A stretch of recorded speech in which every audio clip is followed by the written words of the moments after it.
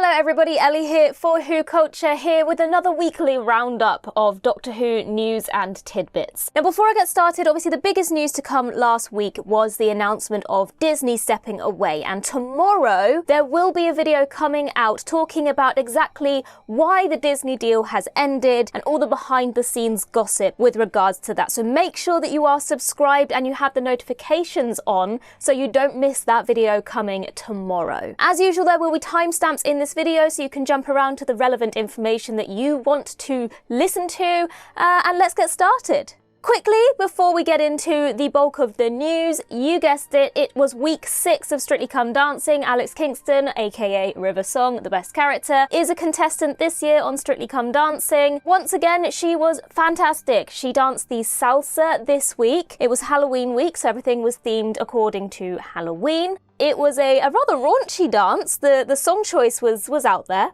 I won't say it. The video might get taken down, but you can go and find that out for yourself. She was fantastic as usual. She really gets into the role, the character of the dance. And that's what I really love about when an actor is a contestant on Strictly Come Dancing, because they're not just learning the dance moves, they're embodying the character of the dance. And she's doing a fantastic job there. And Jojo, her partner, is also brilliant. He was fantastic this week as well. And I cannot wait to see what dance she does next week. Once again, she was completely safe from the dance-off. She has not been in the dance-off once. Let's hope I haven't just jinxed it. But she has remained near the top of the leaderboard pretty much every week. So I'm very excited to see how far she's going to go. Obviously, if you can vote for her, then do. Voting opens just after the last dance on the Saturday evening, and you can do so via the BBC website. Come on, Alex. Let's get her to the final. Woo! Okay, but back to the Doctor Who news. So obviously, as I said, some of the news that came out last week revolved around Disney no longer going forward with their partnership with the BBC with Doctor Who. And one of the questions that came out of that announcement, or came following that announcement from a lot of people, was with regards to what will happen to the Doctor Who episodes that are currently on Disney+. Will they remain on Disney+, or are they going to disappear from Disney+? Well, our sister brand Tech Radar actually reached out to Disney and asked them about this, and this is what they said, quote, "Where available, the first 2 seasons and specials will remain available on Disney+. So for now at least, you don't need to worry, they are going to stay, they're not going to disappear. Obviously that's a very, very brief sentence and doesn't go into much detail with regards to how long they're going to remain on Disney+ for. My guess would be at least the next year, up until the Christmas special. Perhaps once the BBC, if this is the route they're going down, signs a deal with a new streamer and a new deal happens.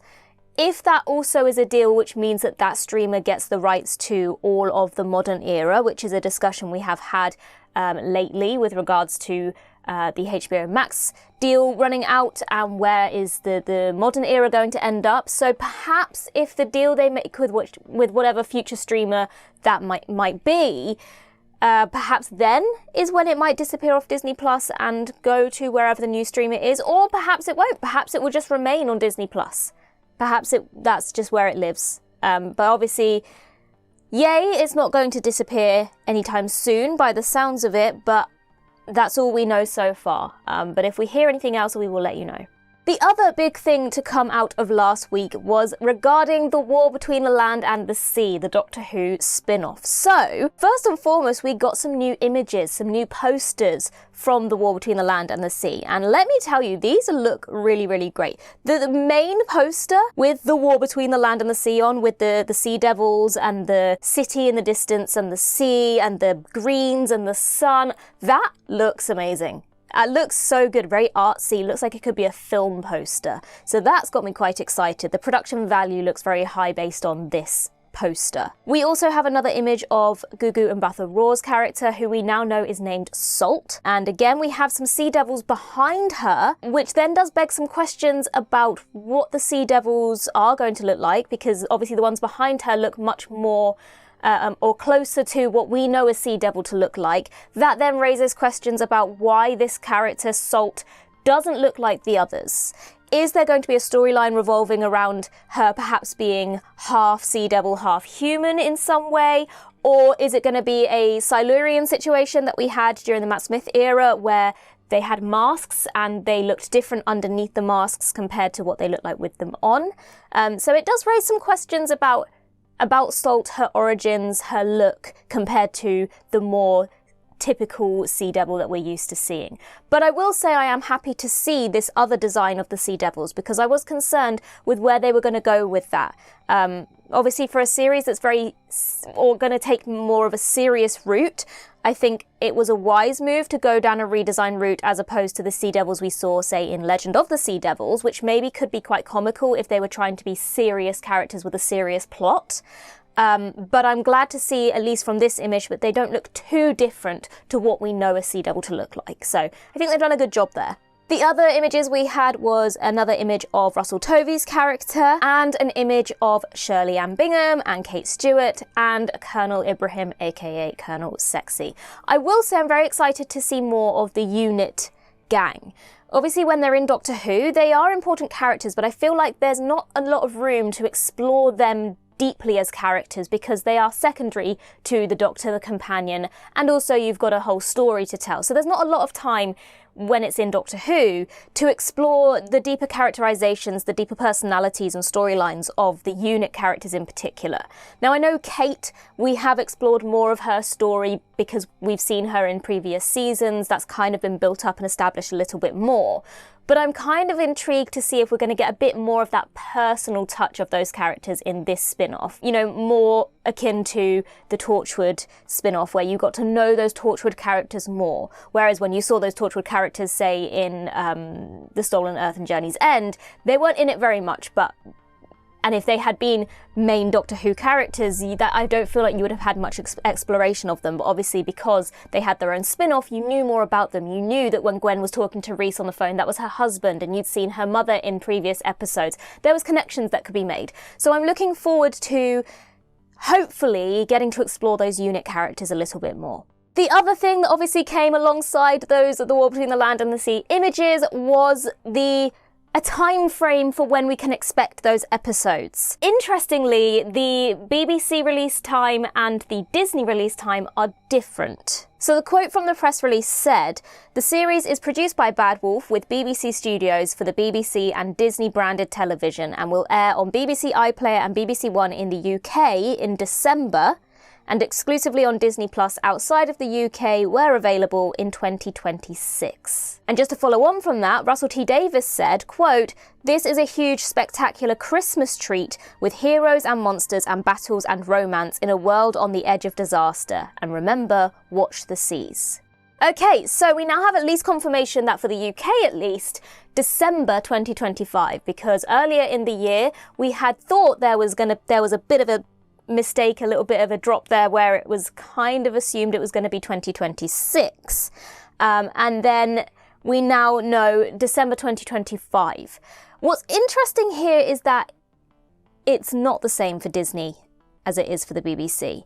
So I'm not sure quite what's happened there. Now, it's interesting that Russell T Davies specifically says spectacular Christmas treat, because we don't know when in December these episodes are going to drop. Russell T Davies saying the Christmas treat tells me, I think, the reason the Disney release is different to the BBC is that the BBC want to keep their festive slot, and they want to use that festive slot not for a Christmas special of Doctor Who this year because they don't have one, but instead they have the slot, so let's put the spin-off there. But Disney might not want The War Between the Land and the Sea, which, as far as I'm aware, is not Christmas themed, to drop during the festive period when they might otherwise be dropping festive specials. And so perhaps it will drop in January in 2026 on Disney+. That's the only thing I can think of, other than things did not end amicably between the BBC and Disney and they're being awkward. Don't quote me on that. It's just another guess as to why they're releasing at different times, because it honestly doesn't make much sense. I already can hear the complaints. I already know this is gonna cause issues, because obviously once it's out there in the UK, spoilers will be out there. It will be spoken about, and viewers outside of the UK will not have seen those episodes. So quite why that's the decision that has been made, I don't know. But I guess we'll find out. As for when in December, we don't know if they're going to be released weekly or 5 consecutive days. We do not know. If it's weekly, my assumption would be the first episode dropping on the 6th of December, the Saturday, then the 13th, the 20th, the 27th, and the 3rd of January. But if they're doing it over 5 consecutive days, and with Russell T Davies talking about Christmas here, then maybe it will be Christmas Eve, Christmas Day, Boxing Day, the 27th and 28th. Now, interestingly, Christmas Day falls on a Thursday this year. So if you did do the 24th to the 28th, that would be Wednesday through to Sunday. So that could be another option. Obviously, the BBC likes to make me look stupid, so I'm assuming that by the time this video airs, within a day or two, the BBC will probably announce when the episodes are going to drop. So fingers crossed, I hope. Let's put that karma out there. Maybe it'll come over New Year. Honestly, who knows at this point, but it's nice to know that we're going to get it sooner rather than later. I'm very excited for it. And of course, you can be sure that just like covering Doctor Who, we will be covering the war between the land and the sea. We'll have the ups and downs coming. We'll have the discussions. We will be talking about it just like we talk about the main Doctor Who episodes. I'm excited to talk about something that's slightly different. It's going to be quite interesting. Maybe in comparison to Doctor Who, what are the differences going to be? We have a different composer this time around, no Murray Gold. I'm sure the music's still going to be great, but it's going to be very exciting, so make sure that you keep your eyes peeled for that content when it comes. And the other thing I want to talk about revolves around an article from The Mirror. Now, hold your horses because I know what you're going to say. But this is an article written by Nicola Methven, and as you may well know, we've spoken about her before. Of the reporters for The Mirror, she is one of the more trustworthy ones when it comes to Doctor Who related news. Now, obviously, as with anything that comes from any tabloid, take it with a pinch of salt because we don't know for certain. But she predicts that the Christmas special in 2026 will be Russell T Davies's final outing as showrunner. This is what the article said. Insiders are predicting that the festive episode for 2026 could be the swan song for showrunner Russell T Davies, who looks set to bow out ahead of a full series being produced in 2027. If he does leave, it is likely to be alongside BBC Studios' Cardiff-based co-production partner Bad Wolf, with whom he had always worked closely on Doctor Who. One source said, "Expect bells and whistles on this festive outing, as it could be the final one for Russell as showrunner. Daleks, snowmen, let's see what he comes up with." To be perfectly honest with you, I wouldn't be completely mad if this was the final episode from Russell T Davies. It wouldn't surprise me. I feel like, obviously, we've had a very rocky road over the last 2 seasons of the show, and for as much as Russell has brought some really amazing things to the show, I also feel like now is the time to put it into some fresh hands, to pass the baton to somebody who's going to give Doctor Who a new vision. And I know that this is it is a very wibbly-wobbly concept, because when Russell T Davies was announced to be returning as showrunner, everyone was so excited about it. You know, the whole prospect of having Russell T Davies, David Tennant, Catherine Tate for the 60th was something that got a lot of the fan base ecstatic. We couldn't wait because we wanted that taste of nostalgia. But I do get the sense that with Russell T Davies, especially when you look at the season finales we've had over the last 2 seasons, the characters that have been brought back, the storylines that have been explored, it almost feels a little bit like a kid playing with all of the toys at once. And rather than kind of looking at a broader picture and telling one concise story, he just wants to play with it all at the same time. And when you've got a reduced episode count and you've really got to focus then on what it is you're trying to tell.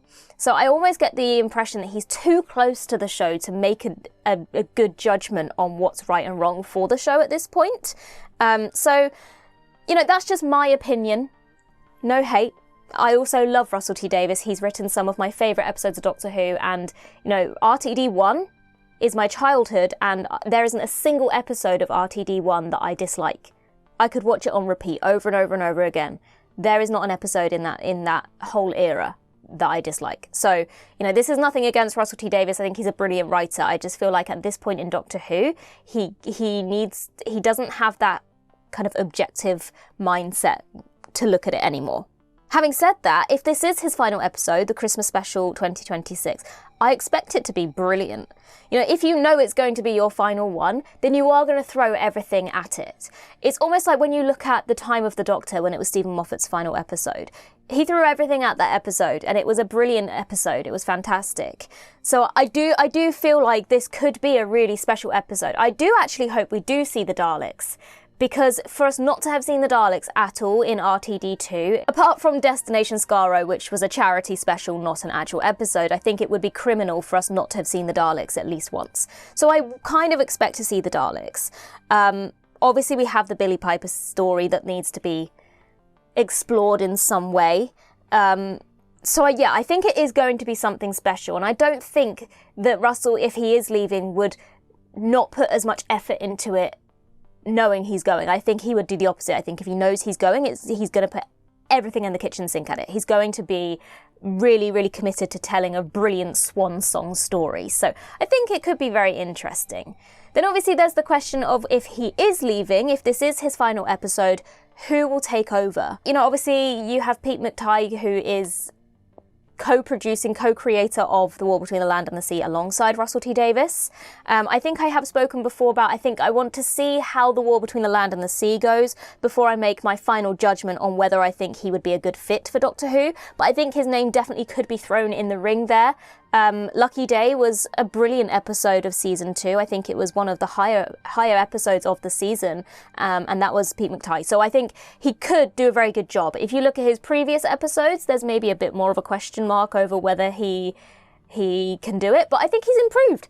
Lucky Day proves that he can tell a very, very good story, and I think from what I've seen of the trailers of The War Between the Land and the Sea so far, he could be a very good option to take the reins for the main show itself. We've obviously spoken about Inua Ellams, who wrote another strong episode of season 2, The Story and the Engine. Why did I blank then and forget what the episode was called? The Story and the Engine, a very strong episode. Inua Ellams, as a fan of Doctor Who, I feel really got what needs to be in an episode, and so he could be a strong contender. Again, there's all these questions of whether these people want the job. Another name that I have heard through the grapevine as a potential, not anything concrete, just I guess someone else's kind of idea of who would be good, was Jack Thorne. It would certainly be interesting. Obviously, his most recent show, Adolescence, maybe not quite the same vibes as Doctor Who, but that's not to say that he wouldn't be a good fit. And obviously we have done some videos speculating about who would be a good next Doctor. We spoke about Erin Doherty.